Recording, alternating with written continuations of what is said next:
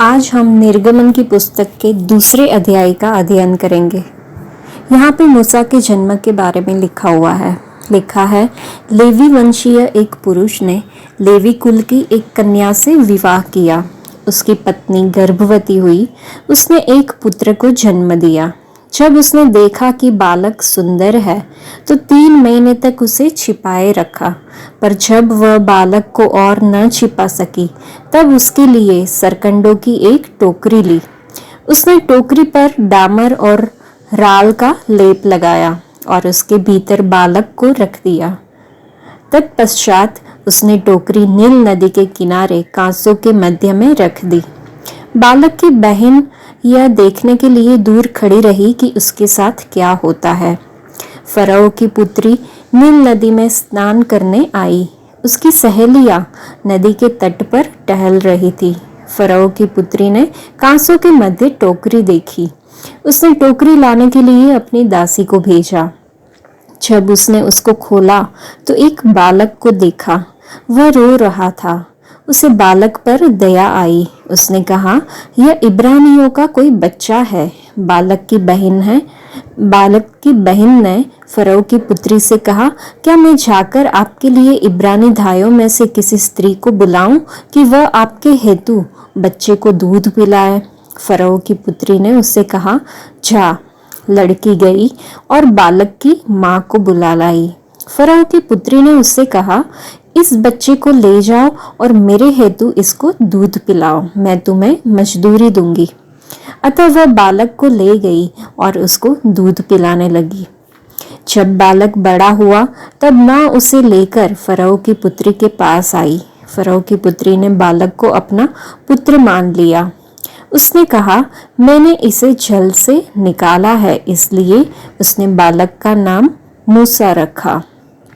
मूसा का मिद्यान देश भागना। जब मूसा जवान हुए तब एक दिन यह घटना घटी।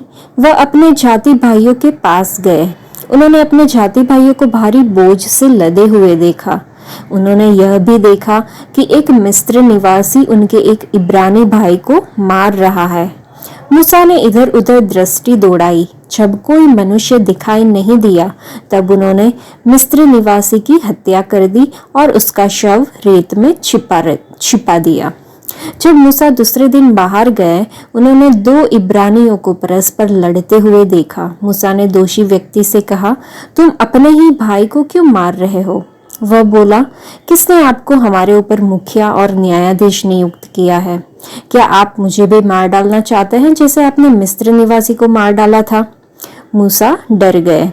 उन्होंने सोचा, निसंदेह लोगों पर घटना का भेद खुल गया है।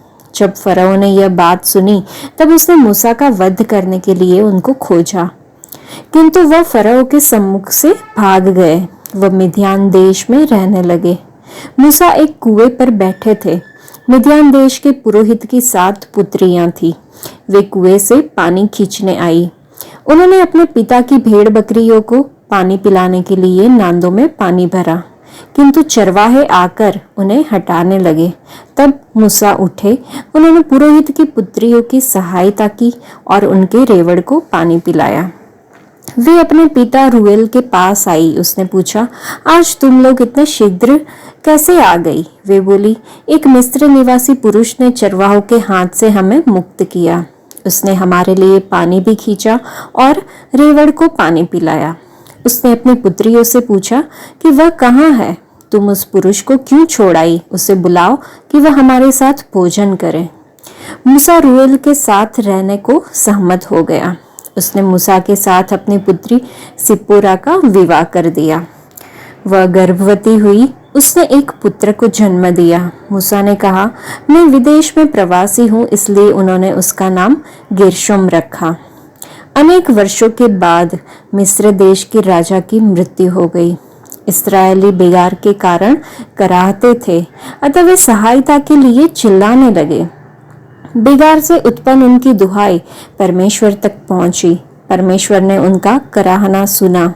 उसे अब्राहम, इसहाक और याकूब के साथ स्थापित अपने विधान का स्मरण हुआ। परमेश्वर ने इस्राएलियों को देखा। उसने उनकी दुर्दशा पर ध्यान दिया। इस अध्याय में हम मूसा के उत्थान के बारे में देख सकते हैं। मूसा निर्गमन की पुस्तक का मुख्य पात्र है। मिस्र में इस्राएलियों को गुलामी से मुक्त कराने के लिए परमेश्वर ने मूसा को अपने हाथों में एक शक्तिशाली हथियार के रूप में इस्तेमाल किया। मिस्र का फिरौन इस्राएलियों की वृद्धि से चिंतित हो गया और उसने उन पर कठोर दंड देने का निर्णय लिया। उनकी आबादी को नियंत्रित करने के लिए फिरौन ने आदेश दिया कि पैदा होने वाले हर एक लड़के को नदी में फेंक दिया जाए। मूसा के माता पिता ने उसकी जान जोखिम में डालकर उसे 3 महीने तक छिपा कर रखा। अंत में उनकी मां ने उन्हें विशेष गाय की खाल से बने एक बक्से में रखा और नील नदी में प्रवाहित कर दिया। फिरौन की बेटी ने उसे उस हालत में देखा और अपने बेटे की तरह उसकी देखभाल करने का फैसला किया। मूसा की बड़ी बहन, जिसका नाम मरियम था, वो यह देखने के लिए उठ खड़ी हुई कि क्या हो रहा है। उसने बच्चे की देखभाल के लिए एक हिब्रू महिला की व्यवस्था करने की पेशकश की। इस प्रकार राजकुमारी ने मूसा को अपनी मां को सौंप दिया। दूध छुड़ाने के लगभग 3 साल के बाद मूसा को शाही घराने में लौटा दिया गया, जहां उन्हें मिस्र के शाही परिवार का सदस्य बनाया गया। मूसा को एक छोटे बच्चे के रूप में उत्कृष्ट रूप से पाला गया था। हालांकि वह बहुत छोटा था, उसने माता पिता ने उसे उसके परमेश्वर के बारे में सिखाया, उसे क्या करना चाहिए और क्या नहीं करना चाहिए। उनके माता पिता ऐसे लोग थे जो अपने परमेश्वर को जानते थे और उनके बताए रास्ते पर चलते थे। परिवार में धार्मिक माहौल और उनका धार्मिक पालन पोषण आश्चर्यजनक है। क्या होता यदि मूसा के माता पिता ने मूसा का पालन पोषण ठीक से नहीं किया होता? एक बच्चे के रूप में उनके अनुकरणीय पालन पोषण के कारण मूसा ने बड़े होने पर विश्वास से फिरौन की बेटी का बेटा मानने से इनकार कर दिया। यहाँ पे कुछ मुख्य बिंदु हम देख सकते हैं कि उसने इस्राएलियों के साथ कष्ट सहना चुना जो लोग गुलाम थे। उसने मिस्र के खजानों की अपेक्षा मसीह के यहाँ निंदा सहना अधिक धन समझा। विश्वास के द्वारा उसने मिस्र छोड़ दिया। तो हमें सोचना होगा कि आज हमारा आध्यात्मिक जीवन कैसा है, हमारे बच्चों का आध्यात्मिक पालन पोषण कैसा है, वे लोग परमेश्वर के लिए क्या कर रहे हैं।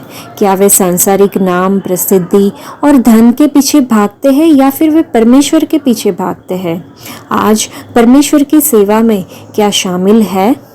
परमेश्वर हमें अमराम और जोचेबेद जैसे धार्मिक माता पिता बनने में मदद करे, जो कि मूसा के माता पिता थे, और हमारे बच्चे को जो है वो मूसा और मरियम की तरह दुनिया को बदलने के लिए बड़ा करे। ऐसी हमें प्रार्थना करनी चाहिए।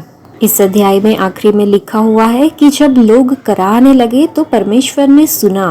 परमेश्वर ने उनकी दुख की पुकार सुनी और उस वाचा को याद किया जो उन्होंने इब्राहिम, इसहाक और याकूब के साथ बांधी थी।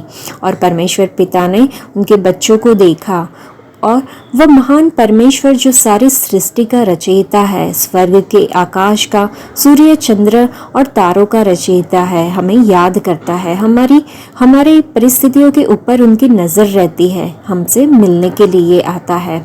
हमारा परमेश्वर वादा देने वाला और वादा निभाने वाला परमेश्वर है। और पिता परमेश्वर ने जैसे इब्राहिम, इसहाक और याकूब के साथ अपनी वाचा का पालन किया और इस्राएल के बच्चों का ज्ञान लिया, तो चाहे आज हम किसी भी प्रतिकूल परिस्थिति से गुजर रहे हो, आइए हम याद रखें कि पिता परमेश्वर को हमारी परवाह है। वह हमारी बात सुनता है और हमारा ध्यान रखता है। परमपिता परमेश्वर हमें उनके जीवित पवित्र शब्दों पर विश्वास करने की कृपा प्रदान करे, ऐसी हमें प्रार्थना करनी होगी। तो आज के लिए इतना ही। परमेश्वर आप सबको आशीष दे। धन्यवाद।